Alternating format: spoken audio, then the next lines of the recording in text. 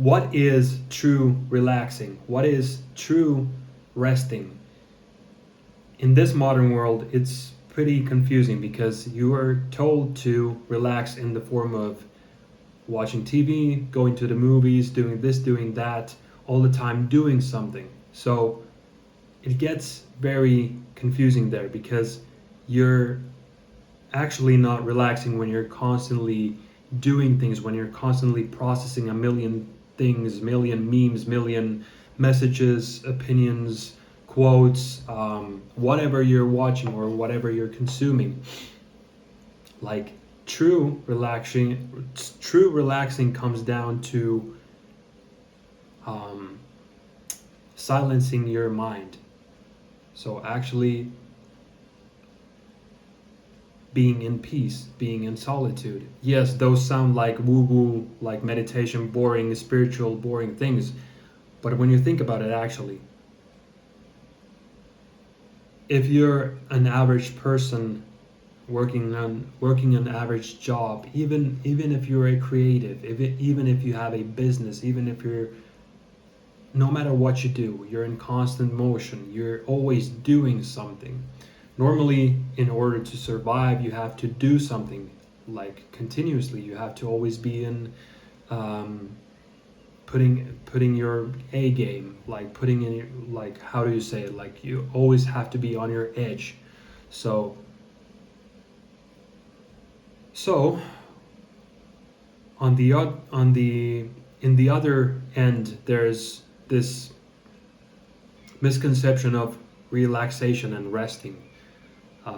And people usually rest in the form of like um, doing things that subconsciously stress them even more, or they're like, yeah, they're stressing their minds and bodies like unknowingly, unconsciously. So, for example, when you have a day off, you buy a bag of chips, maybe you buy some sweets, maybe you buy some junk food, maybe you go to a restaurant where they have some like maybe I assume you won't be going to a fancy restaurant. Who knows? Maybe you will. But my point is, you indulge in these like degenerate habits, these degenerate activities, which not only like they don't make you relaxed. They on the contrary, they make you more stressed because shitty food, blue light from the TV, fucking I can list out like many things that um, many things that you don't even realize stress you out. Of course, there are exceptions. If you feel like you're relaxing when you're watching the TV and eating some popcorn, then that's fine. That's completely fine. I'm not here to tell you what to do, but I'm just thinking about it myself. Like when I when I'm in doing mode, so when I'm working, and then I like finish my work, finish my tasks, and then then let's say I start to think about relaxing. Okay, so what is relaxing? Maybe I'm going to watch some YouTube. Maybe I'm going to I don't actually eat any like sweets or junk food or any of that stuff nowadays. I've gotten rid of it, all that stuff. But earlier, like maybe 3 4 5 years ago, that would be the case. I would like fill my boredom with junk food, with um, watching even watching porn, watching some YouTube, whatever I could find, whatever whatever the activity was, it was like mind numbing. It wasn't actually making me relax. It was more so it was making me stressed out even more. So yeah, this is a this is kind of a confusing topic in a sense that like you might experience relaxation in doing those things that I described, like going out drinking, but also drinking takes away, like it drains you. You're you have hangovers, then your next week is like choppy and all your energy is drained, and that's these sort of things. Like that's what I'm saying. Like people don't understand true relaxation. When you like even going on a trip, even when you have a vacation, you don't actually you're panicking to, like you're forced to relax, and forced relaxing isn't relaxing. That should have been the point I should have made in the first place. Like forced relaxing, it's not the same when you like let it all go and just go on a walk in the nature. It's not the same thing, you know. Like when you're forced to relax as a balance to your work, it doesn't quite work. It like relaxing has to be voluntary, in my opinion, because then you can like I hear my some of my friends say that, yeah, like it took me like a week or 2 weeks until I got my thoughts of my job, and then I could fully relax. So you basically like it took you 1 or 2 weeks to get in the mood of your, like in the vacation mood, and then you're able to let go of the thoughts from like your work, and you're able to relax like 1 or 2 weeks after, and then and basically then soon you're going back to work. So in my opinion, you also have to find the relaxation in your work, obviously. And that's not, I know that's not the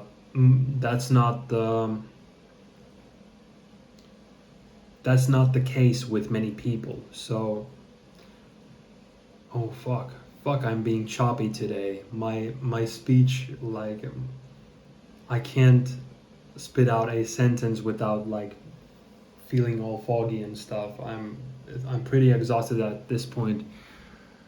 At this point, it's like 9:30 p.m. But yeah, it's been a long day. I've been like I've been outside training, walking in the sun, doing some calisthenics. Yeah, I think this video will be like like very random and funny. I just like kind of I didn't know what to talk about, but the relaxation thing came first into my mind. It was the first thing that came to my mind. So yeah, I thought it would be an interesting talk, but I think I have to make another video about this because yeah, this is a this is maybe a like more of a like more complex topic than I thought it would be. So maybe I would have to do some research on it and like see how people actually interpret their free time and their relaxation and rest times, so I could understand what the majority thinks about like relaxing, balancing their work and rest. So yeah, but consider these points that I discussed about, that we discussed about today. So is it like really relaxing you when you're like in doing mode, you're constantly working or studying, then in the weekends you're like um, your friends um, drag you in different directions, and you're not like, you feel like you're stripped of your time, you don't have enough like time for yourself. Maybe you're a person that like requires more attention and require like, maybe you like being in your friend group, or maybe you need to be, maybe you need to spend some time in solitude and think things through. So it depends, because it depends on many things. Like maybe you're just too anxious alone, and that's another problem that you should address. Like if you're feeling anxious alone, you should definitely spend time alone. You should definitely spend more time alone, because you need to figure out what is making you anxious actually. You need to figure out what's actually making you anxious when you're alone. So consider definitely consider that. And yeah, but in general, try I would recommend you try spending your free time doing something more toned down, or something, maybe also going for a, obviously you might already be doing some like fitness stuff. Maybe go do a hard exercise, or maybe go drink one coffee by yourself in a cafe. Take your laptop with you, write about something. I don't know. Go and speak to someone random in a cafe. um, do something that's unpredictable. I think that's more relaxing to your brain. That's like more, you get more out of it. You also like circulate your energy when you do something unexpected. So don't always do the same things when it's time to relax. When it's time to rest, try something new. Sit in silence, do nothing for fucking 10-15 minutes. Then go on a walk, spend time in solitude, you know, these kind of things. I think I made my point clear in this video, and I'm not going to waste my energy more this time. This video is kind of horrible. I'm not making like, I'm not constructing my sentences in a clear way, or as fast as I thought I would, because I'm actually feeling kind of tired. Yeah, but maybe it's time to go.